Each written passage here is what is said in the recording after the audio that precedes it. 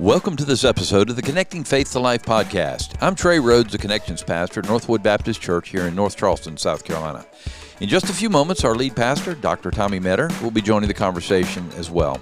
In our crazy and chaotic world, we hope that these few minutes will help you stop and reflect on your relationship with Jesus as you learn to connect Christ-centered faith to your everyday life.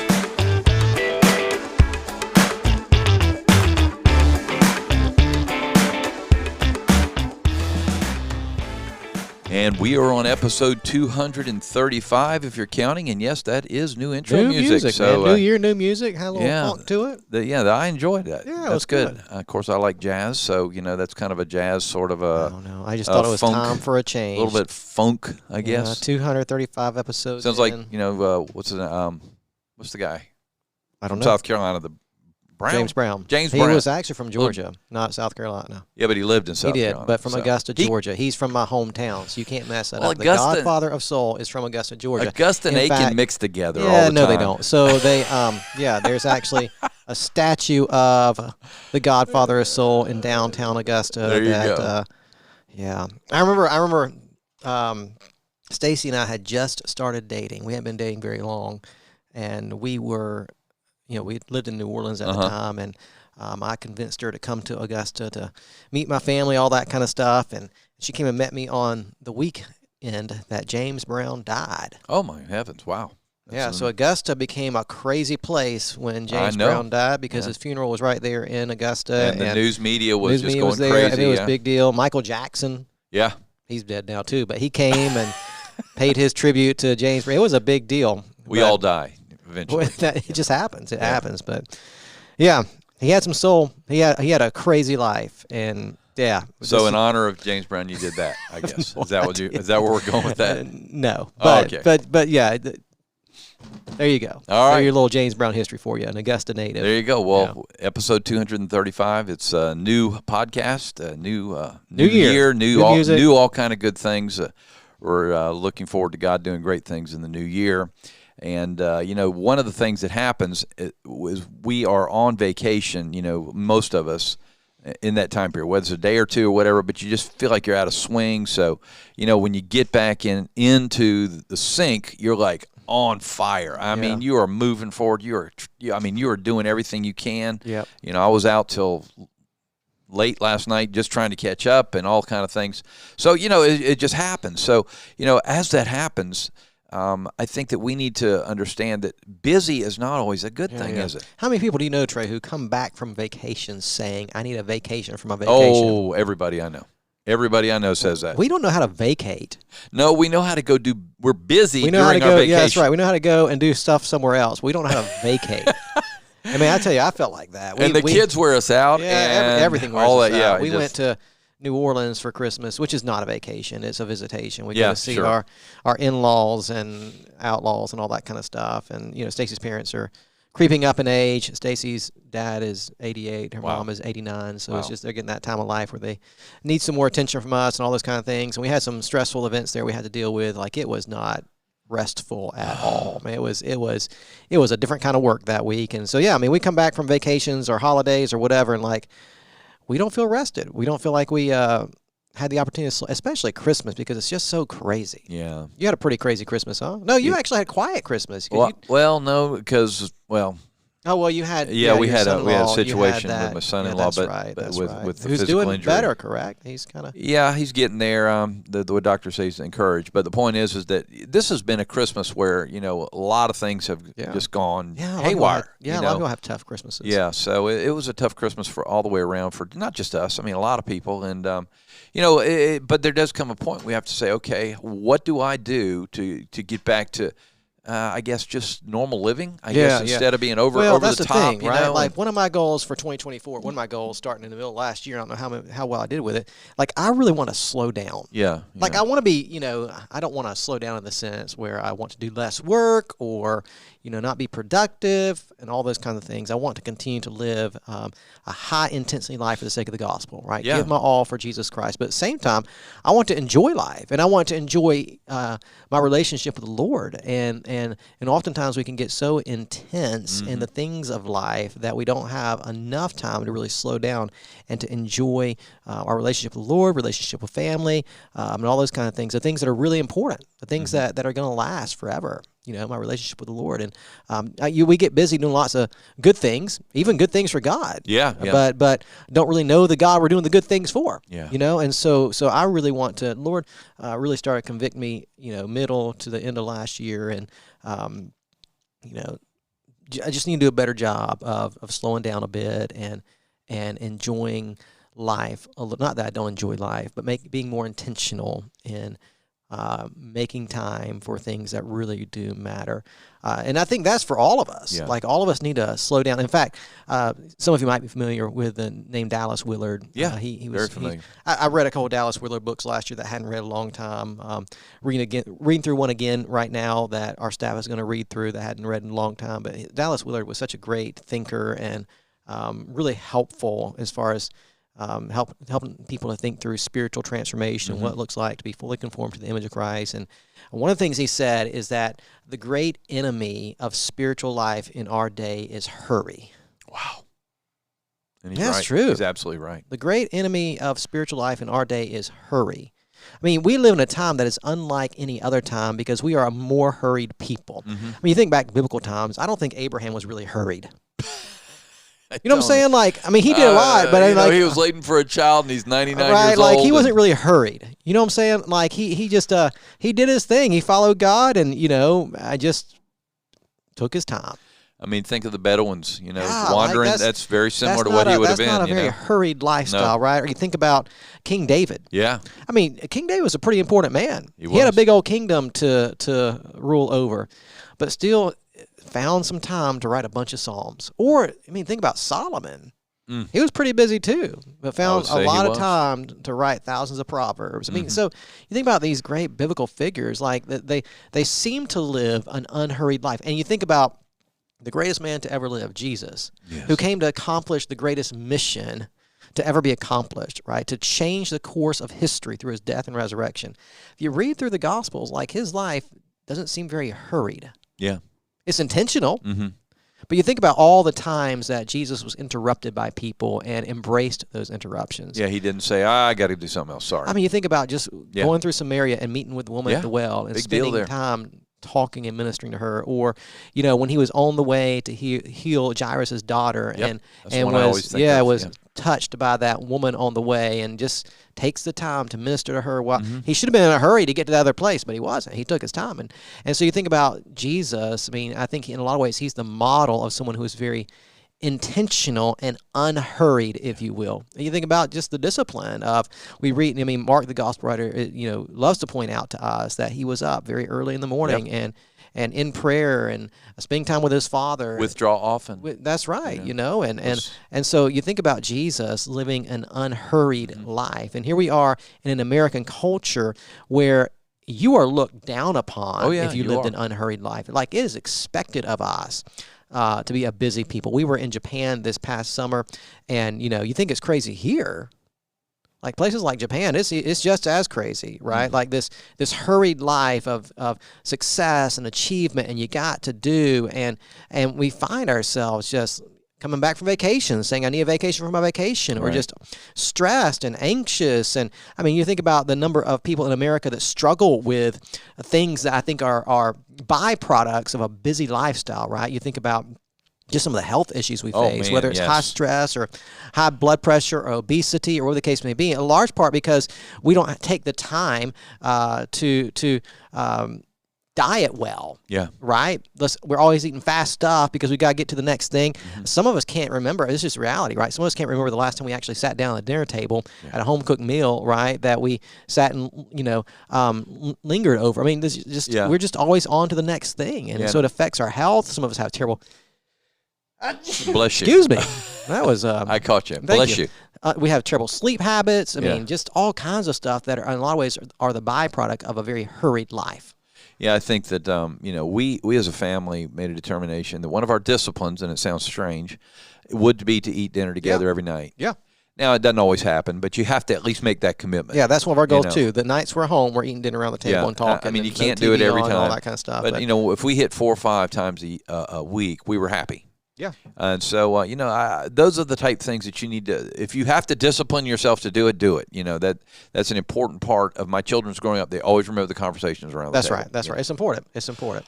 All right, what we're going to talk about today is how can I slow down in 2024. So we're going to call 2024 the slow year. That's the slow year. Well, the intentional year. Okay. How about that? We'll call it the intentional year. Unhurried, intentionally slow year. Intentionally unhurried year. Okay, we'll do that. We're gonna slow down. We're gonna give you some ways to slow down this year and really enjoy what God has for you in this new year. All right. So the first way that we can do that is by, number one, take a day off. Yeah, I didn't realize how important this was. So, we're doing lots of things at Northwood this year, and so I sought out a former mentor of mine late last year to help me think through some issues. He's just further along in the journey than I am as far as in pastoral ministry. He's been in that a little bit longer, and he's at a church in our state that has seen a lot of growth and doing a lot of great things for the kingdom, and he's just a dear friend. And so with some of the things that we're doing this year, kind of expand the family of churches and taking on some different ministries, building expansion, I just felt like it was a good time for me to sit down with somebody and just get some coaching. Yeah, definitely. And not only that, but just be honest with you, I'm 45, so I'm right square in the middle of midlife, and just I'm be honest with you, Trey. 45 has been a tough year, just trying to rethink things in my own life, and I want to minister well in this second half of my life, and so just not a midlife crisis. I didn't go out and buy a Ferrari or anything. I can't afford. Oh, that wasn't your Ferrari out there. No, that was Scott's. But so I didn't buy a Ferrari or anything. But still, just kind of thinking through what does it look like to be a middle-aged man and. Just lots of stuff I've been working through in the past year. So I met with my mentor, and he just started asking me about what my day off looked like. I'm like, well, generally our office staff, we take off Friday. But it's inevitable that taking Friday off, there's stuff that comes up, right? And big things. And they're not bad, yeah, right? They're so for me, my regular rhythm on Friday was I would still get up really early, and for the past few years, I've always had a discipleship group that met on Friday mornings. That was the first thing I did, and then I always just kind of have taught piano on Friday just to make some extra cash, that kind of thing. So up until about noon on Fridays, it was not necessarily church work, but it was work, right? It was discipleship group, it was teaching piano, whatever. And so he really challenged me just to, okay, you've got to Sabbath. You've got to take a day. Now, we could get into all kinds of conversations about Sabbath and biblically what that looks like, but we're not going to do that. But the idea of establishing a weekly rhythm of just clearing your schedule and just being very slow and unhurried through your day. And so, for me, a lot of it has to just plain old do with thinking. Yeah. I just have to kind of just take a step back and say, this is a time for me to think about the things of the Lord. Yeah. Spend extra time in prayer, spend extra time in my Bible reading. That's right. Spend extra time with family, all those things, and just kind of I try my hardest. Yeah. It never, and I shouldn't say never, but it's very hard to do. But, not answer the phone. Yeah. You find out somebody's in the hospital and not doing well. You feel like you need to be there. Those kind of things, and because their life matter too. Yeah. But still, I just feel like I have to close my mind off. Right, it's almost right. more than a physical thing. It's just shut the mind down. Yeah. So I over the last couple months now, I have cleared my Friday calendar. Now there are always going to be things that come up. There will be that person that need to minister to. There will be a funeral, and I get all that. But by and large, right?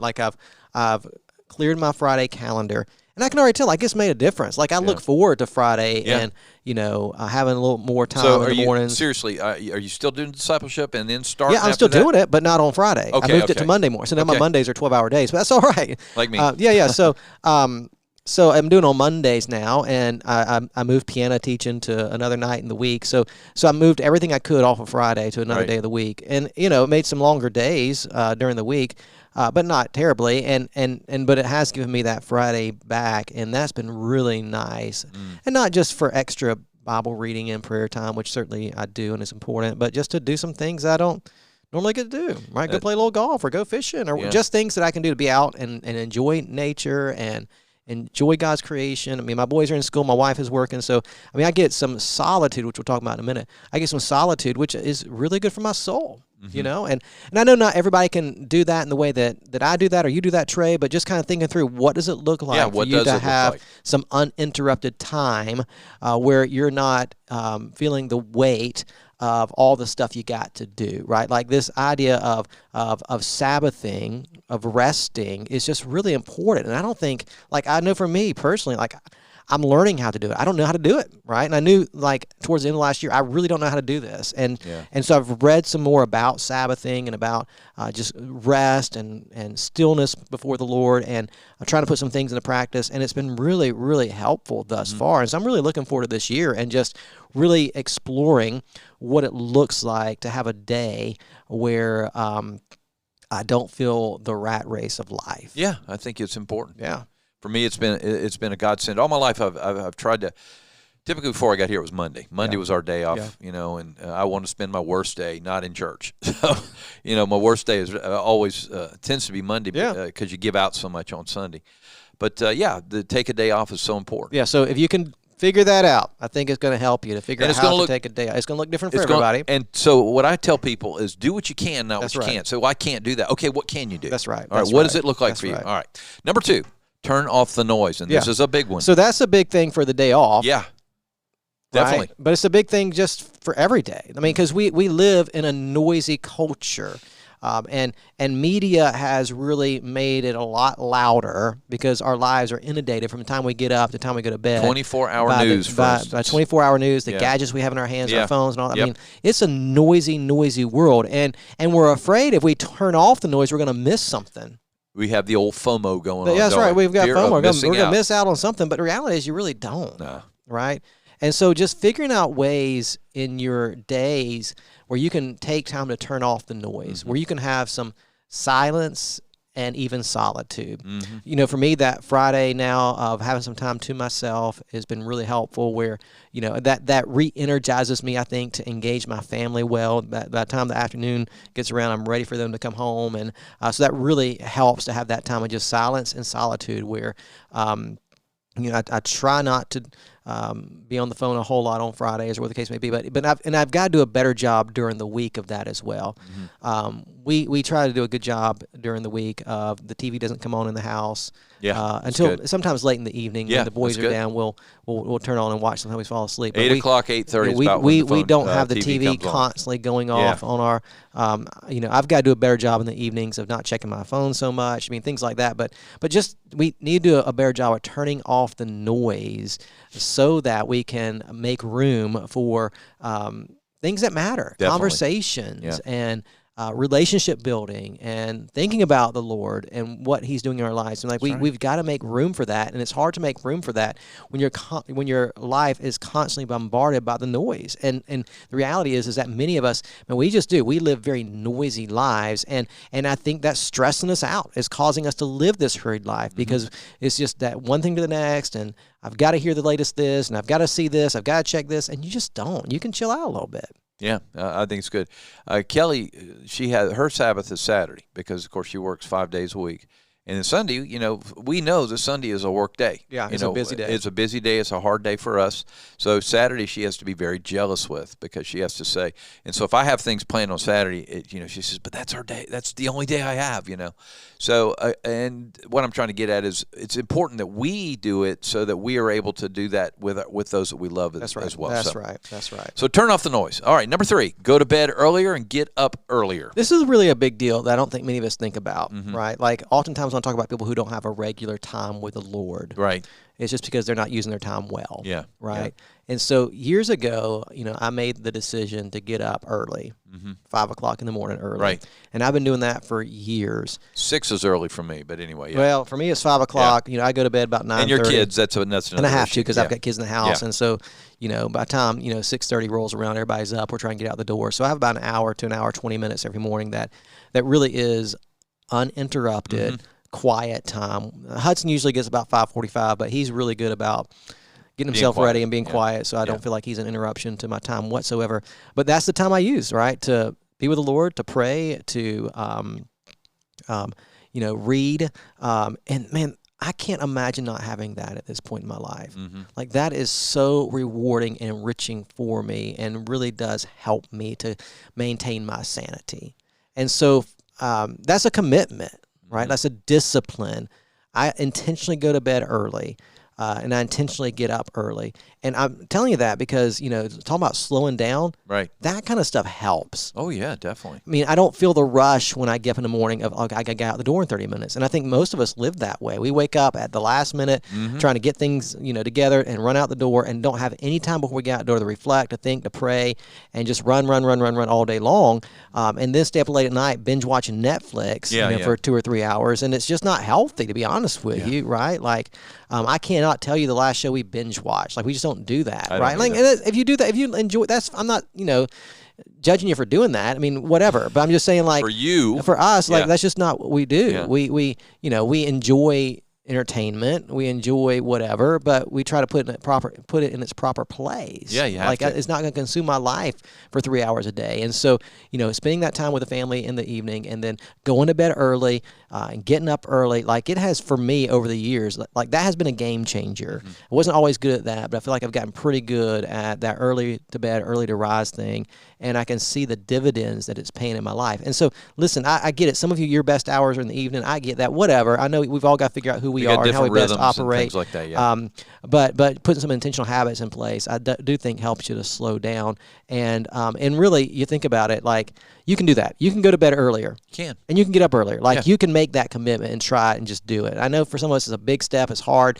But, again, over time, you build that habit. And I'm just telling you, for me personally, man, it's just paid huge dividends. So you want to slow down, go to bed earlier, get up a little bit earlier. Well, I tend to get up earlier. I mean, I do get up earlier, but I tend to go to bed earlier because I sleep better during the night. So I get to bed later. Yeah. And I've found that helps me sleep through the night. And the older you get the sleep issues. Yeah. And but anyway, still, if I get my 6 hours, I'm fine. If I go from midnight to 6, I'm fine. Right? Like, Jay over at Gethsemane, he needs 2 hours of sleep at night. Seriously, that man is crazy. He literally sleeps 2 to 3 hours a night. Yeah, he's amazing. He really is. And he doesn't care. He's not fine. Like, So, I get all of our bodies are different and all that, but just figuring that rhythm, though, I think is really important. All right, and I like this one. Read more and watch less. That really is Number important, 4. Pops. I mean, I know a lot of these things we can keep coming back to the noise that we allow in our lives. Yeah. But I'm telling you, there's so much value in just sitting down and finding time to read. I know I have lots of friends who are on the Goodreads app that kind of tracks your reading. And so I've seen at the end of the year all my friends posting how many books they read. And I didn't read as much as I wanted to last year. I read 22 books. Wow. Which, that's about 2 books a month. Before I had kids, I would easily read 50 to 60 books a year. Yeah. That was kind of the rhythm before kids came, because I had the time. Now I don't. I can't go home and spend 2 hours reading every night, so I have to work it in. But 22 books. I want to read 24 books this year, 2 a month if I can. So setting those goals and then picking the right things to read. Things that are going to, picking things that are going to feed your soul. Like I said, I read I read a couple of Dallas Willard books last year. I read some Tim Keller. I'm reading some history this year. I'm reading a book right now on 10 emperors over the course of Rome's history. This is really interesting. So find those good things that'll teach you some things and minister to your heart. I mean, some good fiction. Like I do fiction on audio, so I can like do it in the car, wherever the case may be. I don't necessarily read it with the book in hand, but I mean, I've just found like that. You learn and grow as you read. It helps your brain. It helps your heart. And as much as there are some shows on the television I like to watch, they don't do the same thing for me as reading a good book does. That's just bottom line, right? And I'd rather binge read than binge watch. You know what I'm saying? And so I think it would do all of us a lot of good if we just got back to reading. Yeah. If we would watch less and read more. Mm-hmm. If you carve out time. I mean, the way the studies show, like, it's literally hours that most people spend consuming media every day. Yeah. Hours, right? Take one of those hours and just read. Yeah, you'd be amazed, 1 hour. Right? You'd be amazed. And it might not be 24 books, but read. Set a goal. Read 5. Read 10. Read 12. Read 1 a month. It's not that hard. Yeah. If you read 20 pages a day, which takes about an hour for most of us, you'd be amazed at how many books you can actually get through in a year just by reading 20 pages a day. It's not that hard. There's some of us that devour books. So what I do is when I start a book, I finish it. I just cannot, even if it's a how-to book, I'm in the middle of doing small group and thinking small groups through and all those things. So I'm reading all these books books, but I devour them. In other words, I don't say, well, I'm going to read this book in the next 6 months. I mean, within 3 days, that book's done. Yeah, I'm done with it. That's the most, like I can't do that. I don't have the time to do that. It's just me. That's how I work. But and also just in that, and we could do a whole podcast on reading. I'm not afraid to not finish a book. If I don't like it, I don't finish it. Yeah, I've done that. I say, I'm done with a lot of people feel like they have to, once they start, they got to finish it. I don't feel that way at all. If I'm not getting anything from it, I say this is worthless. Boom, yeah, I'm not going to waste my time. I'm done with it, right? So, but I think that's really a good habit to develop to help you slow down a little bit. Is just to read more. Okay, read more, watch less. Number 5, talk more. This is good. Talk more and text less. Yeah, stop with the texting. Well, not all of it. I mean, we got to, right? Like that's how we communicate, unfortunately. But the thing I always say is texting is for information, not conversation, right? Like, Stacy, I'll be home in 30 minutes, or I'm doing. But a lot of us we'll type out 6-paragraph text, and like come on, like just pick up the phone and call me, right? Like there's something about relationship building that only happens in conversation.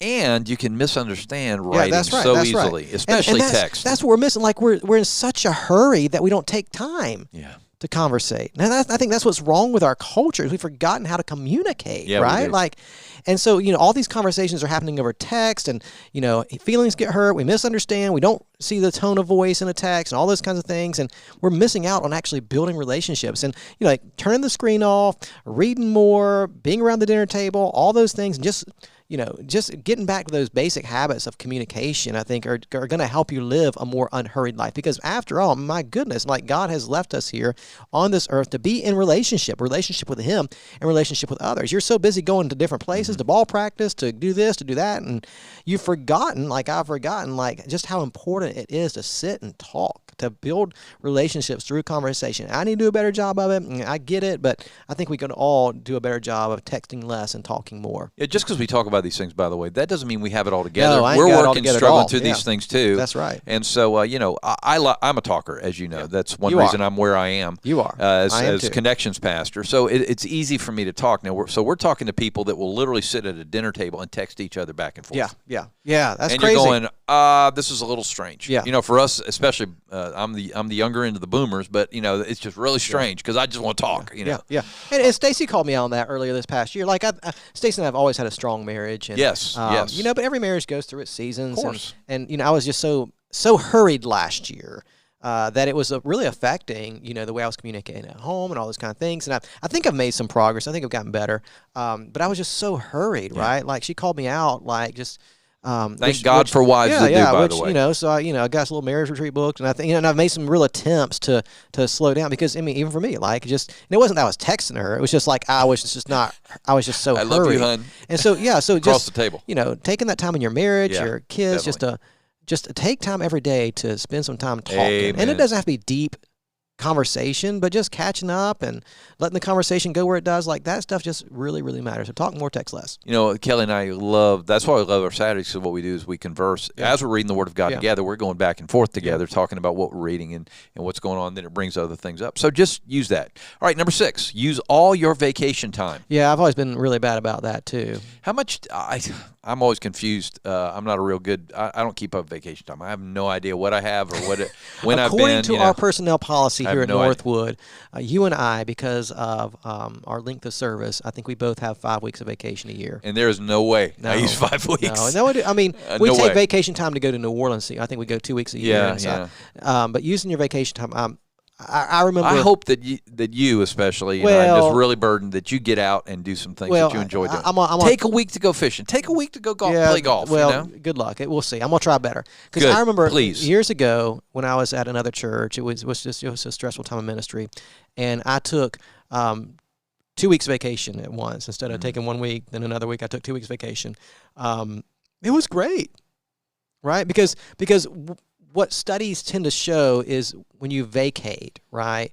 Like you don't really feel like you're resting until you're about 6 or 7 days in. They're right. They're absolutely right. And so by the time you're 6 or 7 days in, it's time to do what? Come home. Yeah. Right? You're ready to turn around and get back to it. So I took 2 weeks one time, and it was really, really helpful. Now, I haven't done that since, and I know that most of us can't take 2 weeks at a time, and I get all that. But at very minimum, like just finding ways to use your vacation time is really important. Like, don't let that stuff go unused. And when you vacate. Like, and that's what I've got to figure out, because our vacation time is usually spent in New Orleans helping our Stacy's parents, and all that's fine. And that's the season of life we're in, and we got to do that. But we've already booked an action. This is the second time in 15 years of marriage. We've taken our boys on one vacation. That wasn't New Orleans. That was just our family. Now, we've gone on some vacations with my parents, but we've only done one vacation as a family. Right. Just the four of us. Well, we're doing one this year, so it's good. Past time. So that's we're gonna. Great. I've got us a house booked in Tennessee for a week in the mountains, because our family loves the mountains. So we're gonna try better. Fishing, that's right. We're gonna do that. We're gonna try to do a better job this year of using all of our vacation. Well, praise the Lord, brother. That's good news. And then finally, limit nights away from home. Yeah, limit nights away from home. When I came, how easy is that? Know, right? Like, and again, we don't do it.